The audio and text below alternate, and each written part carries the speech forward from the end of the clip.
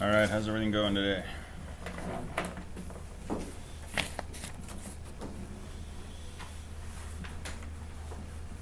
So any questions on anything up to here?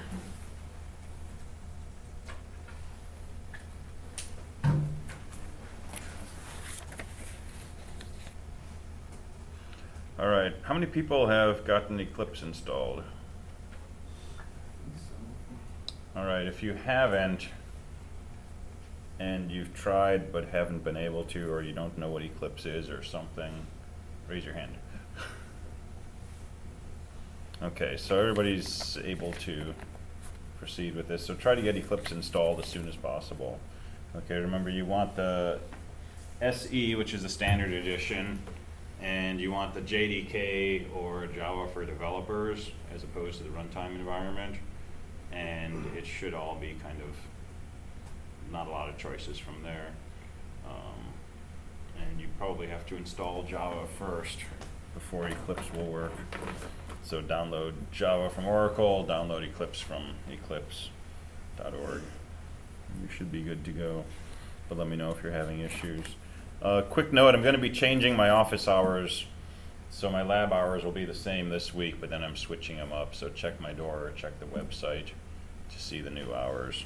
I'm just going to try to pack them in a little closer and spread them out over the week instead of having big chunks. All right.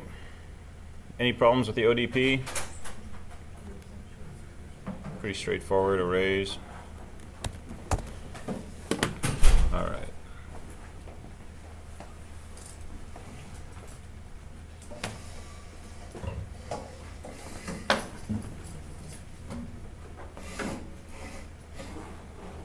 Well, I've posted your next programming assignment. So let's take a look at what we got here.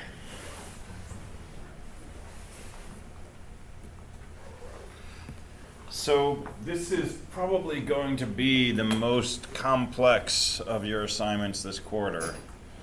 Okay, the later assignments will use more sophisticated machinery, but in some way, because we're going to be using more sophisticated machinery, these later projects will actually be easier in terms of programming. We'll be doing things with graphical interfaces, we'll be doing things with networking and so on, but all the mechanics of that are already available for us in prepackaged classes. J-frames and server sockets and things like that. But this assignment is going to be pretty hardcore data structures. Okay, it's going to be built on linked lists, but you're actually going to implement a list of lists. Okay, so you'll have a linked list where each node itself refers to another linked list. Okay, so you'll be drawing pictures again. And the goal of your program you create in assignment 2 is to create a word index utility. So similar to what you did in a previous class where you break your input into words and you create an index showing where these words appeared in your input. But this is simpler in some ways than what you did before. The requirements are a little less strict, plus you have the advantage of knowing how to do data structures. So here's the high-level description of what your utility should do, your program. So it's going to read text from standard in. Okay, so you can type it in or you can redirect from a file. And it's going to break it into tokens, which I call words in this description. But it's tokens in the sense of has next and next from a scanner class. It's stuff separated by white space. So if somebody says hello, comma, space, your token is hello, comma. Okay, if somebody says, 1, 2, 3, space, your token is 1, 2, 3. Don't worry about the fact that these aren't real words, okay? Everything that's separated by spaces, that's a token. So it's really just what you get from has next and next when you use a scanner class to read from standard in. So everything that scanner.next gives you, that's a token, okay? So you don't have to worry about the details of parsing the way we did before. where we're ignoring punctuation and things like that. The one thing you want to do is convert everything to lowercase. Okay, and there's a string method called toLowerCase that will do that for you. Okay, so uppercase hello, lowercase hello, hello with a capital H, those are all the same token, H-E-L-L-O. Okay, so that's the first thing. You're reading in your input from standard in, you're breaking it into tokens. Second thing, you're counting the position of each token.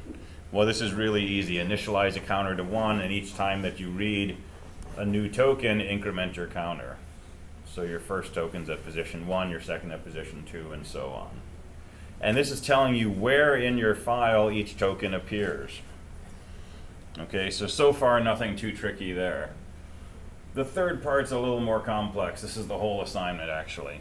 So you're going to build an index of each word, identifying everywhere that it appeared in your input.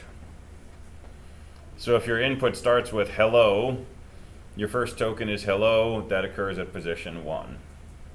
If a few spots later you see the word hello again, but it's at position 8, now you want to remember hello occurs at positions 1 and 8. And if you encounter the word hello again at position 17, you want to remember it occurred at positions 1, 8, and 17. And you want to keep track of all this information. And at the very end, you want to print out an alphabetized list of words with the location where each word occurred. So when you get to the H's, you'd say hello, and it occurred at positions 1, 8, and 17. Okay, that's the goal of what you can do with these classes you're creating. So it's a word index. Good so far?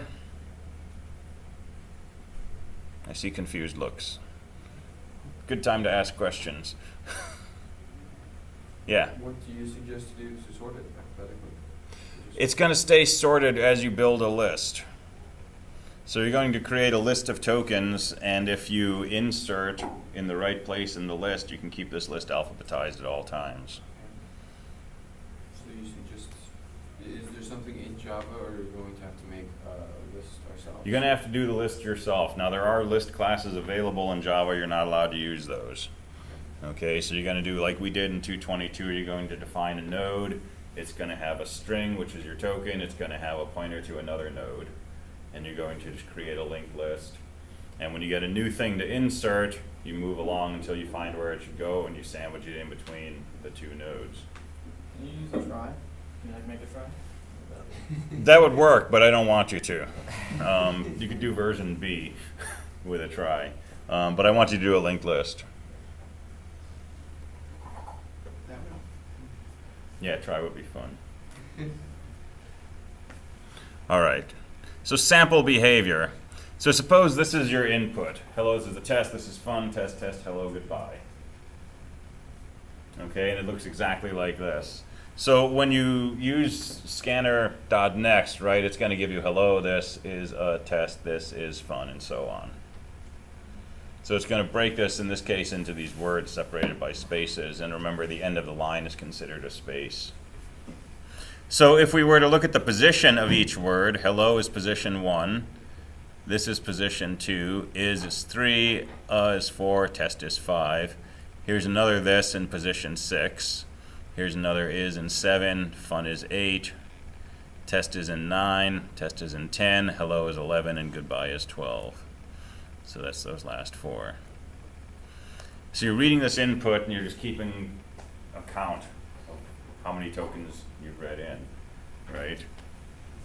And the detail is that some of these words like this appear more than once. This appears at positions 2 and 6. Is appears at positions 3 and 7. So what you want to do is you want to gather that information together. Okay, we're going to talk about how to do that next. But when you do that, right, here's what we have. Hello came at positions 1 and 11, this at 2 and 6, is at 3 and 7, and so on. So the sorted output, sorted by word, would look like this. So if your program's working correctly and you type in those 5 lines of input that I showed, this would be what you should output.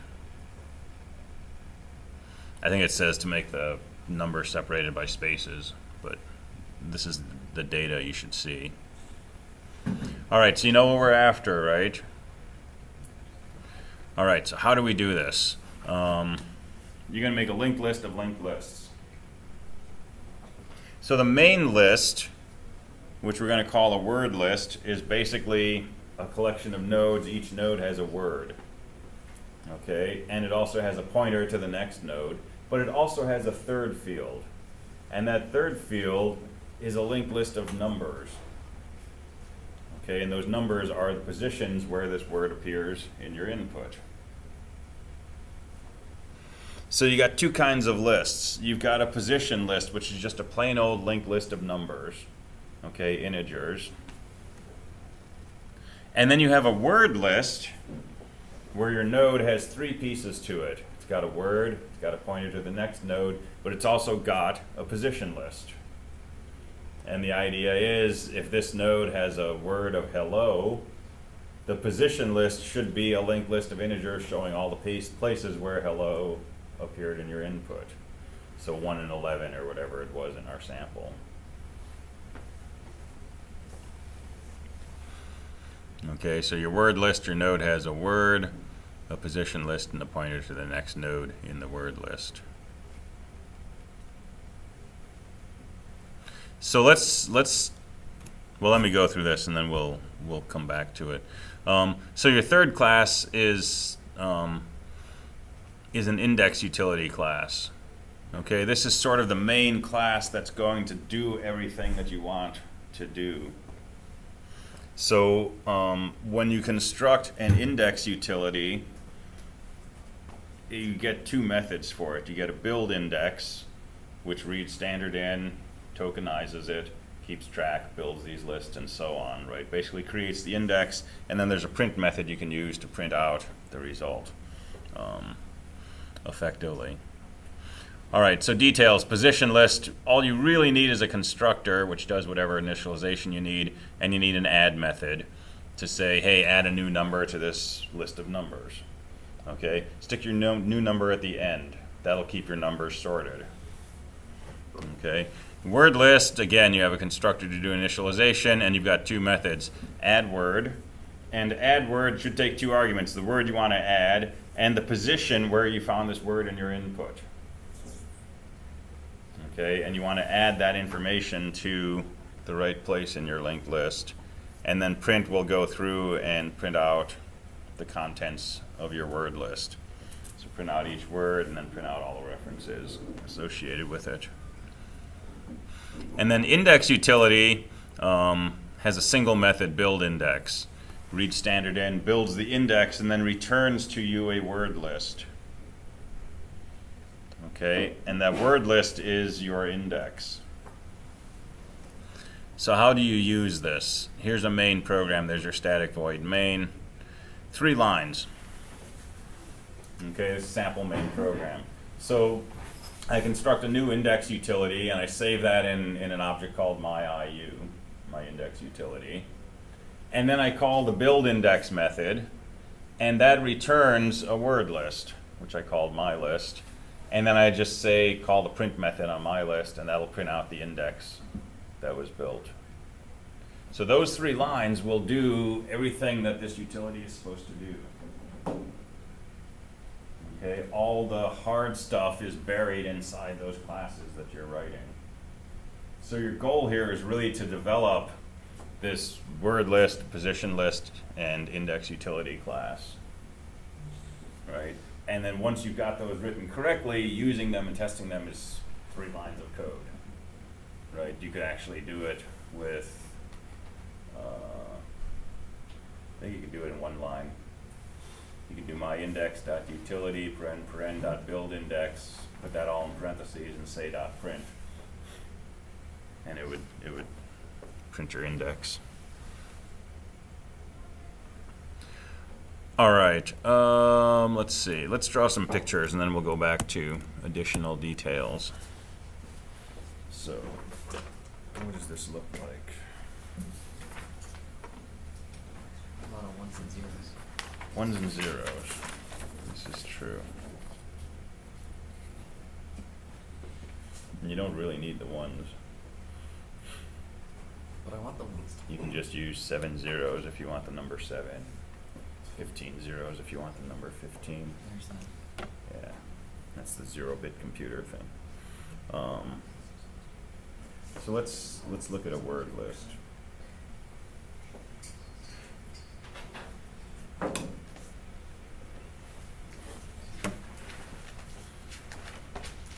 word list, the nodes look like this.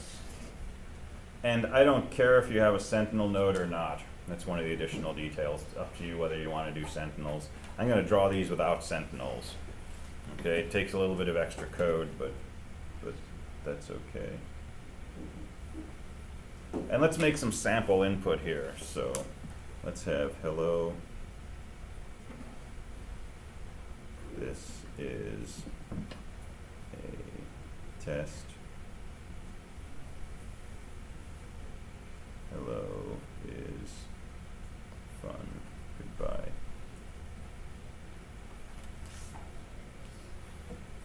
And let's write down the position of these. So this is 1, 2, 3, 4, 5, 6, 7, 8. That's way too long a list. That's okay. All right, so here's our first word, hello. And it's the only word in the list, so the pointer to the next node is null. And this is basically a pointer to a small linked list. And the linked list says, okay, this is stored at position 1, and the next node is null. So this thing, this is a position list.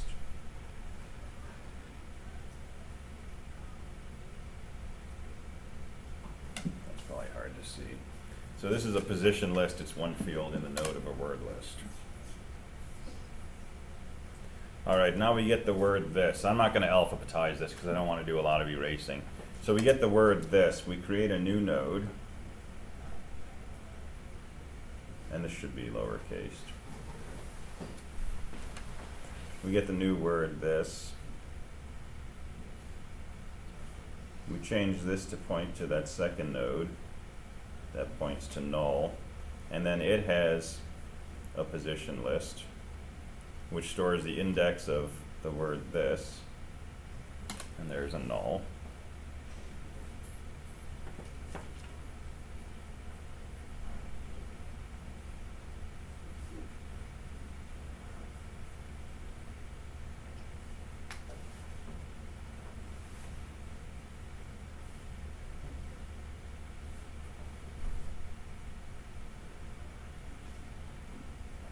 So after that first line in the word test, this is what our list of lists is going to look like.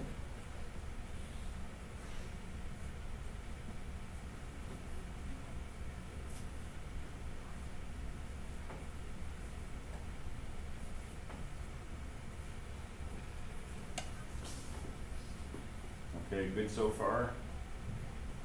So if I want to know, is the word in my index, I move along the word list and I find the word yes, it's in there. Where does it occur? I just follow the pointer to my position list, and I know that occurs at position 4, and that's the only place because there's no other nodes. Okay, we'll switch to purple now. We encounter the word hello. It's at position 6. So what we would want to do is call this add word method in the word list, and we'd say add the word hello at position 6. Okay, here's what happens to the data structures. We march through the word list looking for hello, and in this case we find it right here. It's in the first node. So we know hello is already in our index. So we move down to the position list and we go to the end of that list. So there's a 1, and that's the last node in the position list. So create a new node, store a 6, have the previous node point to that, mark that as the end of our list. Okay, that's the whole program. That's all of PA2, right? Just doing that step right there. So we'll do it again. We get to the next word, is. March through your word list. Hey, there's an is. Go to the position list. There's the first node. Doesn't point to anything, so this is the end of the position list. So make a new node. add the position 7, have this node point to that, mark that as the end of the position list. So now is indexed at 2 places, 3 and 7. And then you get to the word fun. No, no, no, no, no. We don't find fun in here. Right, this was null. So make a new node. Store fun. Point to that. Set this to null. Start a new position list. Store the index of fun. Mark that node as pointing nowhere. That's the end of the list. Okay, so what does this mean? Each of these steps is really, really small. Right? We're not doing anything very complex at each point. Okay, but the overall behavior is obviously fairly complex because we end up with this list of lists and it's alphabetized. And we can print out the whole index of your input and so on. But each step is pretty small. It's a few lines of code. Right? You know how to traverse a list. Start at the first node. If this is equal to the string you're looking for, you found it. If it's not and the next pointer is null, it's not in the list. If you need to add something to the end of the list, right, you make a new node, you store the data field, which is the word, you change a previous node to point to this, you set this to point to null, and then you create a new position list, load the index, set the pointer to null, and have this node point to that new position list. If instead you found the word, you simply follow the pointer to the position list and you do another traversal. Follow the nodes in this linked list until you get to the last node, which is pointing to null. Make a new one of these nodes, pop the index into there, set the next to null, and have that last node point to your new node.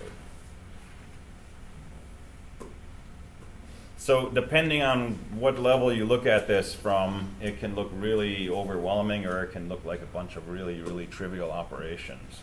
Okay, that's modular methodologies. That's an object-oriented kind of mindset.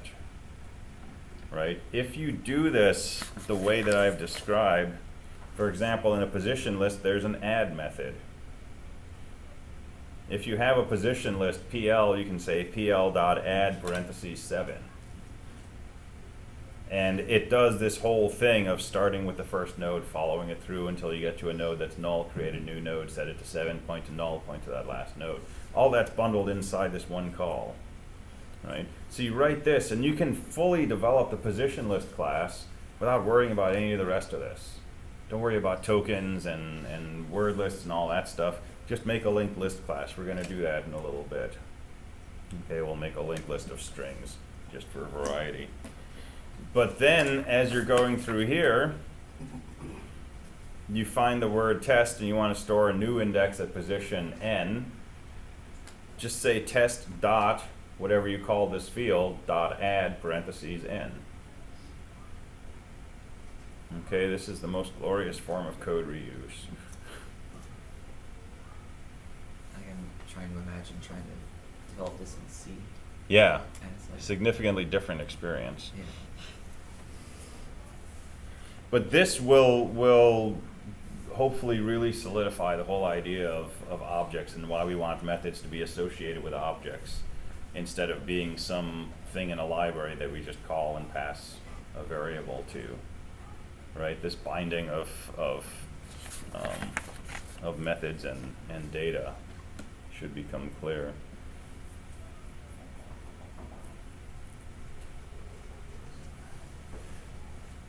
So how do you write your build index routine? Well, you create a scanner on system.in and you make a loop while has next, and you read a token using next. Convert it to lowercase by calling to lowercase on it. Right, so it comes with that method built in. Add 1 to your running position count, and then you just say, you know, whatever you called your word list dot add word, that string, that position. Go back to the top of your loop. It's about 5 lines of code. Right? Why is it only 5 lines of code? Because you're doing a bunch of stuff inside this method. right? But what you're doing in here is really not 1,000 lines of code, because you're going to leverage this method up here.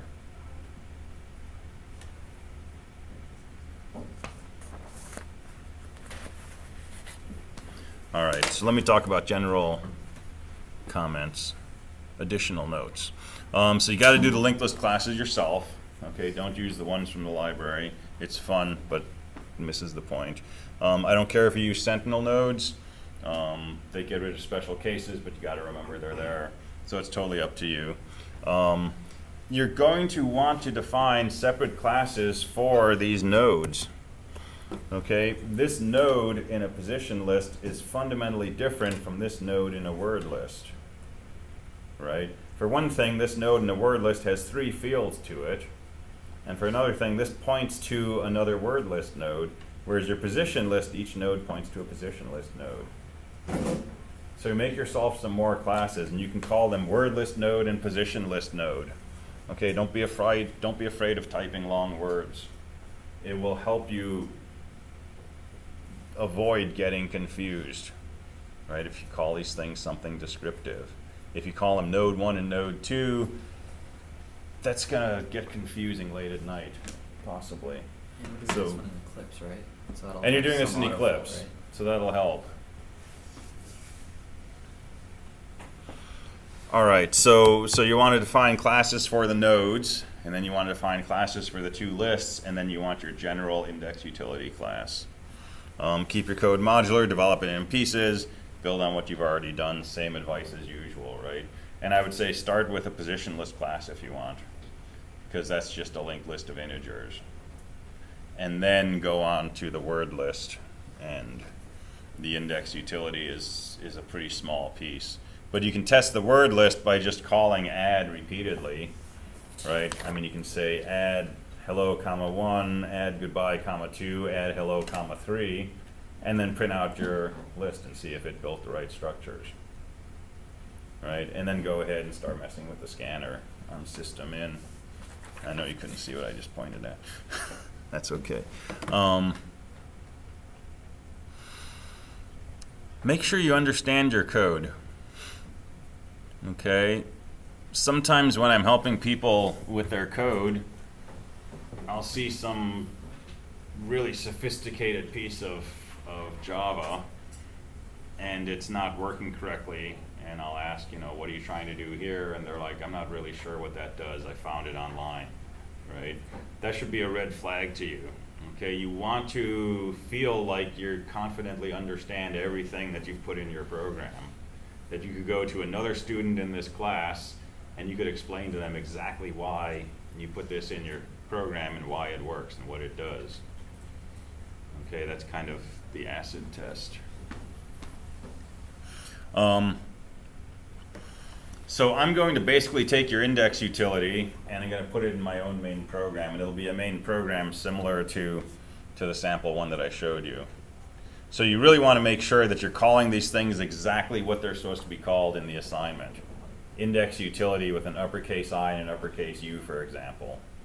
Okay, think of this as a specification that you were given by a customer, and they're going to pay you to deliver these classes to them. Okay, so you really want to follow their specification, because they might have 10,000 lines of code that use this, and they don't want to change all of their code because you decided to call your position list something different. So make sure you're sticking to this and that sample main program, unless I made mistakes, and it should work, and that should be a good test. And the last comment, right, this can actually be a really fun project to work on, right? It's really satisfying when you start to get these things clicking, okay? And when you can write 3 lines of code like this and have all this amazing machinery kick into action underneath and do something, that's just really cool, I think. Right? You're creating some really powerful utilities here, some great classes with some really cool methods. So try to let yourself enjoy it as much as possible. Individual steps can be small. All right, so submission. You're going to do this in Eclipse. We're going to talk about Eclipse next. You're going to do this in Eclipse, and Eclipse has a way to export projects into a zip file. And we'll go through examples of how to do that in class. But that's the way I want you to submit your project. It's not the same as taking your .java files and zipping them up. Okay, because what I'm going to do is I'm going to take your zip file and I'm going to use an import option in Eclipse, and I'll show you how to do that also. And that should reproduce your entire Eclipse project in my workspace. And that lets me have the same environment that you had and run it in Eclipse and so on and so forth. So my suggestion, same as we've done before, is after you upload your zip file to Canvas, you want to download it from Canvas, load it into a new workspace doing the same import process that I'm going to use, and then run it and make sure it works. Okay, in other words, go through the entire process that I'm going to go through when I grade your code. And if it doesn't work for you, it's not going to work for me. And if it does work for you, it should work for me. Okay, so we'll go through the details of that, and there's lots of options in Eclipse for how to export and import, and lots of buttons you can check and so on. So we'll go through the exact procedure that I'm planning to use, and that should help you ensure that what you submit can be graded by me. So make a zip file from Canvas, upload it by the due date, you're done. And then PA3, we're going to start playing with GUIs. So we'll make some graphical interfaces, and that's a lot of fun. And we'll probably make a game. I haven't decided if it'll be tic-tac-toe, checkers, or Yahtzee, or something else, but it'll be something cool. Chess. So you Chess, said yeah. This was due on Thursday, this next week? I Or think is it's that Friday. Friday? Yeah. Are we still doing? 2 weeks. 2 weeks. 2 weeks, so Yeah. we're doing lab next week? Yeah, so next week will be a lab. We'll go over that Monday. No. But I think the labs are already posted. Yeah. So we assume that you want to put characters, right? Whatever is in there, just take it and run with it. Okay. Right? So with Escape character. yeah, so I mean, Where do characters land alphabetically? don't know, don't care. And just- Right? Just ASCII. You have a compare method available in strings. Whatever it decides, that's what you can use. Okay, so I think it's ASCII, so the characters come after most of the punctuation and numbers, but tildes and back quotes I think are at the very end. But whatever the ordering is that you get by using the compare method in string, that's the correct ordering. So that's why I say don't know, don't care. Are you gonna do what you did with the other one and throw War and Peace in there? You should be able to throw War and Peace in here, and it should not blow up. Cool. Okay, but you'll get strange things, right? So in 1942, comma, right? This will be a token 1942, comma. That's perfectly fine. Don't filter it. Don't try to do anything special with it, right? We're going to keep the parsing part as simple as possible, which is just scanner.next. Whatever it gives you, and the only modification you're doing is you're converting everything to lowercase.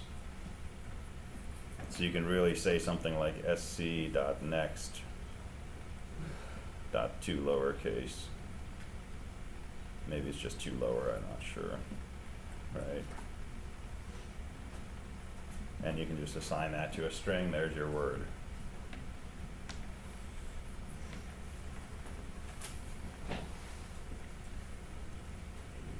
Just out of curiosity, does Java have a thing where you can put a name inside or right associative arrays, or is that not okay? It has a number of options for that. It has a thing called a hash map, and I think there's also a hash. There's at least two main classes, and they have some subtle differences about handling nulls, for example. But yeah, you can do associative arrays with those classes, and that's pretty powerful. And that would be a different way to do a word index, but I'm sure that would be too hard to do in this one. It'd make it worse. it would be easy to do in this one, actually. It would be a single loop probably, but Loop. and if I let you use the linked list class, right, it would take you nothing. You can also use a tree map, so it's automatically sorted. Yeah, yeah, cool. Check and see if the battery's balanced. Yeah. So yeah, so there's all kinds of good things in Java that that you'll want to use down the road. But you don't want to use it for. But I don't want you to use them for this, because you'd miss out on all the fun. Okay. Other questions, comments?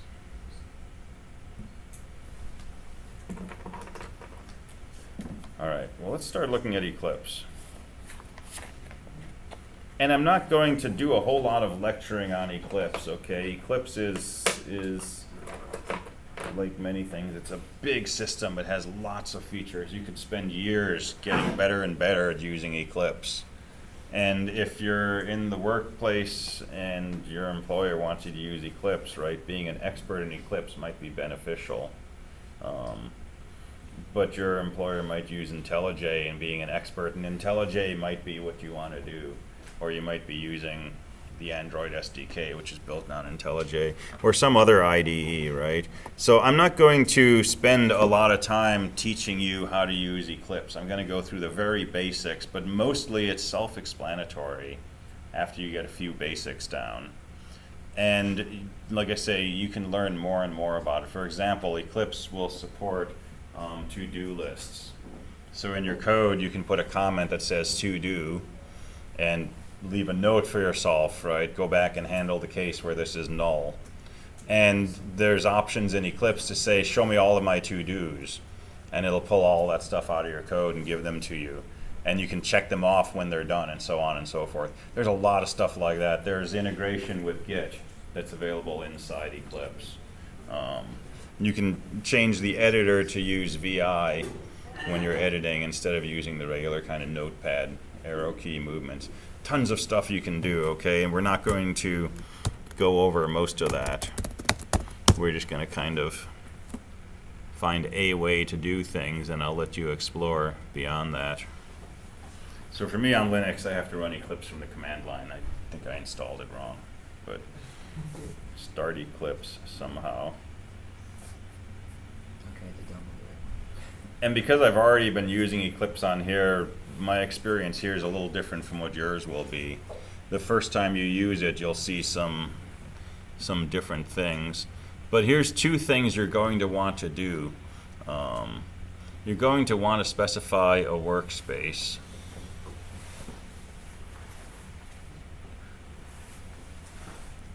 And so the first time that you start Eclipse, it'll ask you to select a directory for a workspace. And it's probably not too bad to make one workspace for all of 223. You could make a separate workspace for each project. And that's probably better, because you're getting a whole bunch of files associated with each project. There's code that you're writing, but there's files that are being created on your behalf. There's the class files that are being compiled, and so on. But you want to at least have a separate workspace for this course. But I would tend to do one for each project. After you do that, what you want to do is go to Window and choose Perspective and say Open Perspective. And you want to look for Java. So that's my default right now, but the first time you do this, it may look totally strange to you. I don't know what it normally comes up with, but Window, Open Perspective, select Perspective Java, and it should give you something like this. Now you may see some extra windows over here on the side and so on, but mainly what you need is a console window, a window where you're going to do your editing, and over here is where you can see the different projects basically, or packages. All right, so let's just do an example. So we're going to create a new project, so that's the top level. And it's going to be a Java project, so it needs a project name. So we'll call this Eclipse Demo 1. And I'm going to tend to leave defaults checked the way they are. Okay. So mostly we're just going to click through. And I can just say finish, but there's other options we can pick in here. So we're just going to take all the defaults. And one other difference is, let me start a new workspace. Let's do that. to get you close to what you're going to see.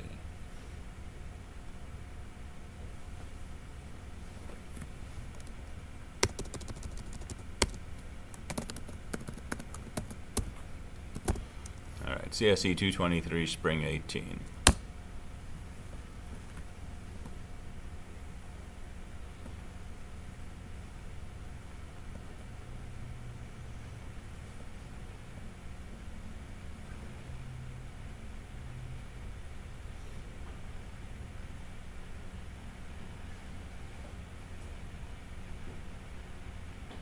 All right, so yeah, this is what it'll look like when you first open it up. So you've got this welcome window, and if you close that, you've just got stuff like this. So window, perspective, open perspective, and just go down to Java default.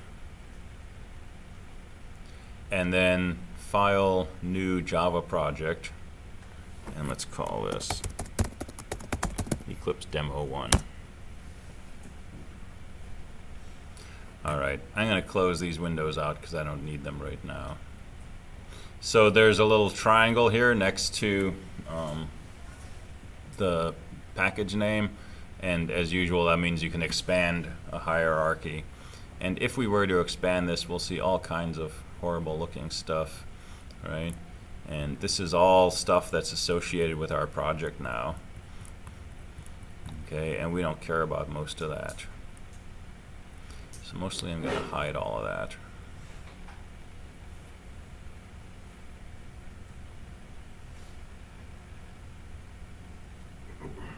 And we'll just keep it nice and clean. All right, so we've started a project. Okay, the next thing we want to do is we want to actually create some Java files. So file, new, and we want to create a class because everything's a class. Okay, and there's also a shortcut here you can use to create a class. So here, first thing you want to fill in is the name of the class.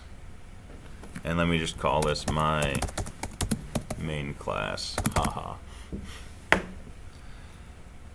And most of the defaults, again, we'll just take them as they are. Now, it'll warn you the use of the default package is discouraged. Don't worry about that. For now, we're just going to leave the package default. We'll get into packages another day. So ignore this warning up here. By default, this is going to be public. That's fine. The one thing you want to note down here, there's an option. Which method stubs would you like to create? If you want a public static void main created for you, you can check this box. So we'll go ahead and check that. And we'll say finish. And we've got some Java code now.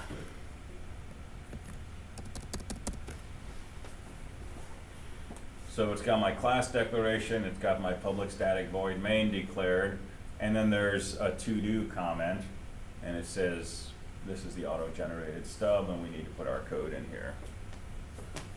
So let's make a hello world.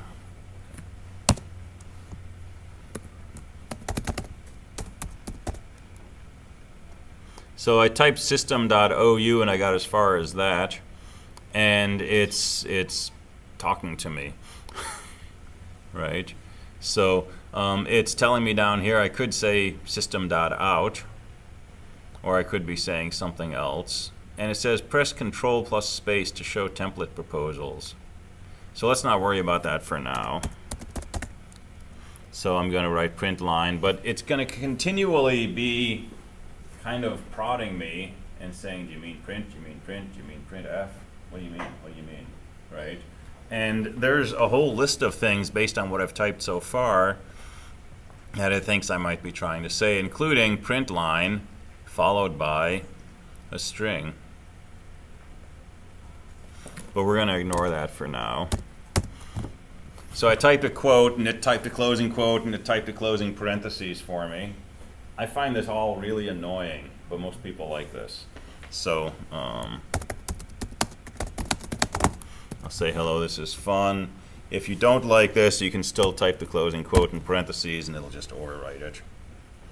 Okay, and there's a little squiggly red line under that closing parentheses, and there's a red X on the left side there, and that means there's something wrong with this statement, which I haven't finished typing yet. But if you come back here and you hover over that, it'll say syntax error. Insert a semicolon to complete block statements. Okay, so it's telling me what I need to do. So I put a semicolon in, the red marks go away. This is a good program now. So to run it, you can hit the little run button, or you can go up to run and say run. And it'll say, hey, do you want to save this? Because you've made some changes. And you can check a box down here which says always save before you run. And then it'll just automatically save it silently. So I'll say OK. And there's the output of my program.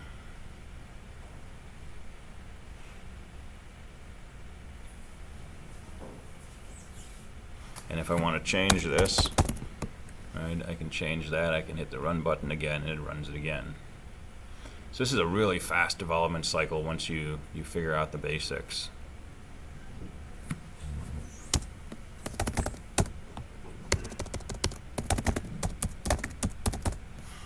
Right, so there's system.out.print, and it says print control space to show template proposals. Yep, that was disappointing.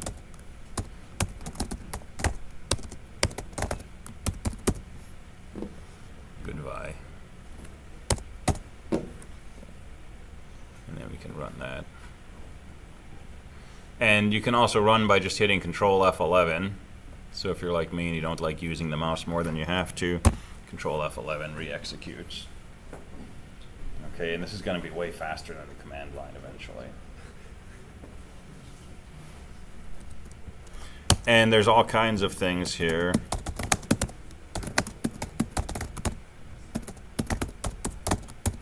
So here's a scanner s equals new scanner system.in. And it's complaining about scanner, and if I do this, it's going to say, hey, we don't know what scanner is, but there's 4 ways we might fix that. One would be to import the scanner from Java util. Click that, there's your import statement. And now we're all set. It's hard to see, but there's a little yellow line under S, and that's telling me S hasn't been used. And if I was really done writing my code, this would tell me, hey, I didn't really need to do this because I gave S a value and I never use it.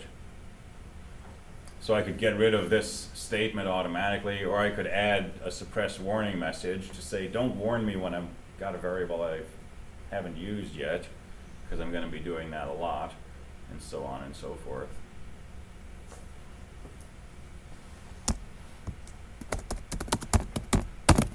And I can't remember what the name of that has next something method was, right? Just start typing.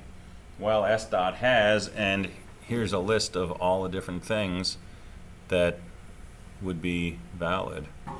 So come down here, and it's like, oh yeah, it has next line. That was it. Okay, so click that, and there's my code for me. So this is its own version of fun for writing code. The downside is it can really kind of stop you from having to learn Java, right? So you need to temper this. Don't just rely on this. If you really can't remember the syntax for public static void main, right, you might want to type it in longhand until you remember it, because you don't have this on the exams, right? But once you know what you're doing, right, this can be a huge time saver.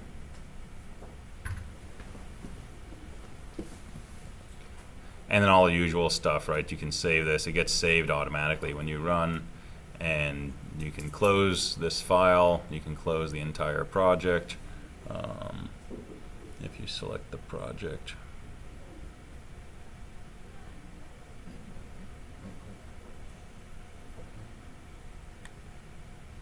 Yeah, right click and close project.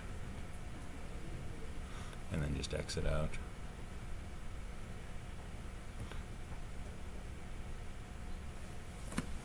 All right, so we'll play with some code for lists tomorrow and try to demystify the basic linked list thing. And it's going to look like what you did with lists in 222, but it's a whole lot simpler. We don't have to deal with arrows and mallocs and all that. It'll really just kind of let us say what we want to do in pretty plain speak. All right, so we'll go from there tomorrow. I have a general idea.